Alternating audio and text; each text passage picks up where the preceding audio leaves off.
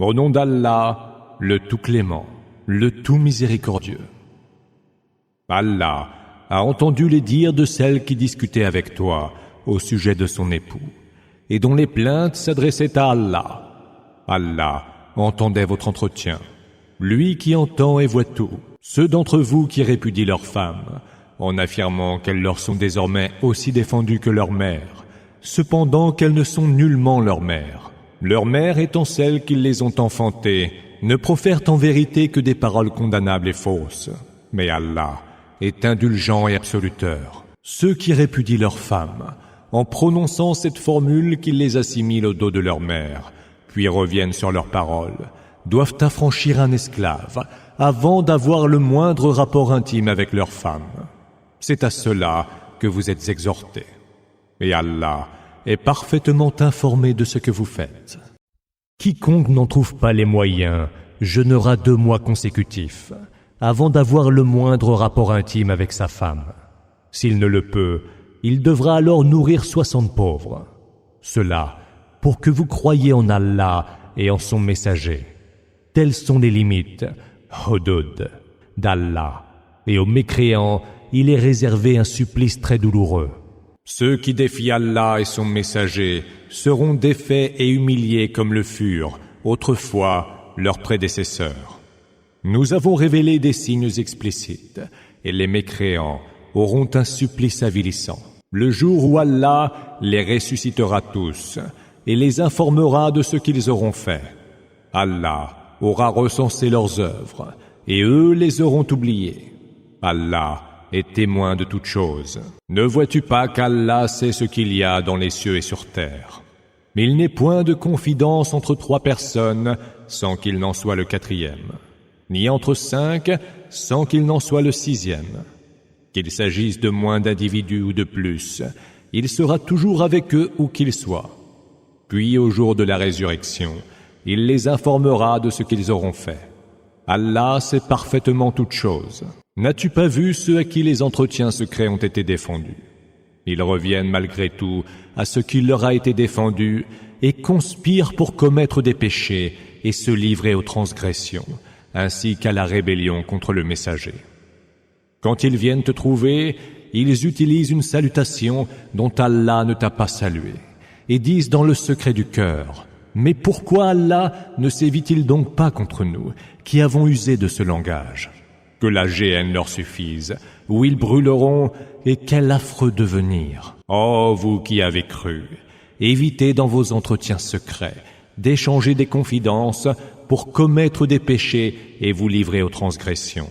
Entretiens qui vous inciteraient à désobéir au messager. Que vos entretiens secrets incitent à la vertu et à la piété. Craignez Allah, vers qui vous serez ramenés en foule. Les entretiens secrets ne relèvent que de Satan, qui les suggère pour affliger ceux qui ont cru. Mais il ne leur nuira en rien sans la permission d'Allah. C'est donc à Allah que doivent s'en remettre les croyants. Oh, vous qui avez cru, quand il vous est dit « Faites de la place aux autres dans les assemblées », faites-le, car Allah élargira devant vous les espaces au paradis. Mais quand il vous est dit « Levez-vous donc, car Allah élèvera en rang ceux d'entre vous qui auront cru et qui auront reçu la science. Allah est parfaitement informé de ce que vous faites. Oh, vous qui avez cru, quand vous avez une confidence à faire au messager, faites-la précéder d'une charité. Cela est bien meilleur pour vous et bien plus pur. Mais si vous n'avez pas les moyens, sachez qu'Allah est absoluteur et tout miséricordieux. Craindriez-vous donc de faire précéder votre confidence d'aumône? Si vous ne l'avez pas fait et qu'Allah ait accepté votre repentir, accomplissez alors la salat, acquittez-vous de la zakat et obéissez à Allah et à son messager.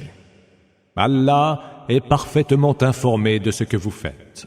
N'as-tu pas remarqué ceux qui ont pris pour alliés des gens qui ont provoqué contre eux la colère d'Allah? Ils ne sont ni des vôtres, ni des leurs. Ils jurent par de faux serments, et ils le savent bien. Allah leur a préparé un terrible supplice, leurs actions étant odieuses. Ils ont pris leur serment comme un bouclier protecteur, et ont repoussé les autres loin du chemin d'Allah. Ils auront alors un supplice humiliant.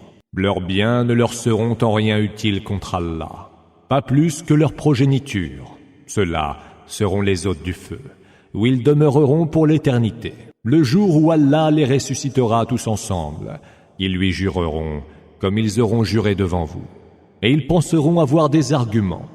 Non, ce sont eux les menteurs. Satan les a asservis et leur a fait oublier l'évocation d'Allah.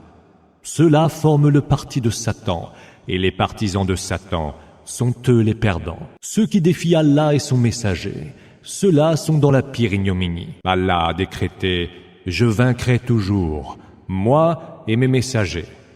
Allah est fort et tout-puissant. Tu ne trouveras pas de gens qui croient en Allah et au jour dernier, et qui en même temps sont en affinité avec ceux qui défient Allah et son messager.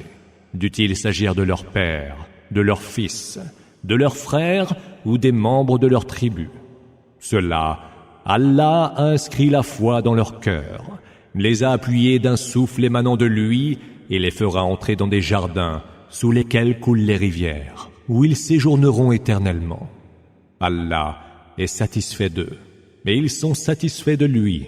Ceux-là forment le parti d'Allah. En vérité, ce sont les partisans d'Allah qui réussiront.